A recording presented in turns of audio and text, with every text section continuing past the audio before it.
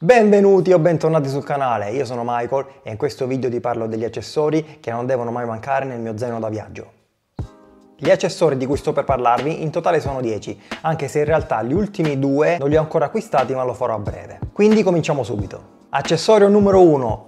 Apple Watch. Ne utilizzo uno da ormai alcuni anni, ma soltanto negli ultimi mesi ho iniziato a sfruttarlo veramente durante i miei viaggi e oggi non ne posso più fare a meno. Comunque, se volete saperne di più a riguardo, vi lascio qui in alto il link di un video in cui ne parlo più nel dettaglio. Accessorio numero 2, adattatore universale. Prima di partire per un viaggio all'estero è sempre bene informarsi sulle prese elettriche che troveremo nella nostra destinazione. Io ogni qualvolta vado all'estero porto con me questo adattatore da viaggio, molto piccolo, leggero, in commercio ne esistono di vari tipi, comunque vi lascio in descrizione il link di questo qui se volete saperne di più. Accessorio numero 3, microfono wireless. I primi video che ho fatto su questo canale qui avevano un difetto, ovvero l'audio, perché era ogni volta influenzato da rumori ambientali o semplicemente dal vento. Da quando però ho acquistato questo microfono wireless qui, la qualità audio del mio canale è migliorata notevolmente. Quindi secondo me quando siete in viaggio e registrate dei video e avete bisogno di un buon audio, posso consigliarvi questo microfono qui della Hollyland, che è una valida alternativa ai più conosciuti DJI e Rode. Accessorio numero 4, Apple AirTag. Io utilizzo un AirTag dell'Apple semplicemente perché ho un iPhone, però sicuramente anche gli altri brand come la Samsung produce degli AirTag adatti agli smartphone Android. In ogni caso, quando partite in viaggio è sempre bene portarne uno con voi. Io lo porto sempre con me e lo metto come primo oggetto all'interno del mio zaino. Questo oggetto ve lo consiglio soprattutto se viaggiate con bagagli da stiva, perché nel momento in cui, come spesso avviene, smarrite il vostro bagaglio durante un volo, se all'interno di questo bagaglio avete inserito un AirTag sarà molto più semplice recuperarlo. In questo momento non ne ho uno tra le mani perché quando non sono in viaggio lo nascondo da qualche parte all'interno della mia macchina, perché non si sa mai. Potete acquistarlo sul sito Apple o anche su Amazon a un prezzo molto interessante di circa 30 euro. E se non sbaglio la confezione da 4 dovrebbe costare intorno ai 100 euro, quindi ve lo consiglio assolutamente per i vostri prossimi viaggi. Accessorio numero 5,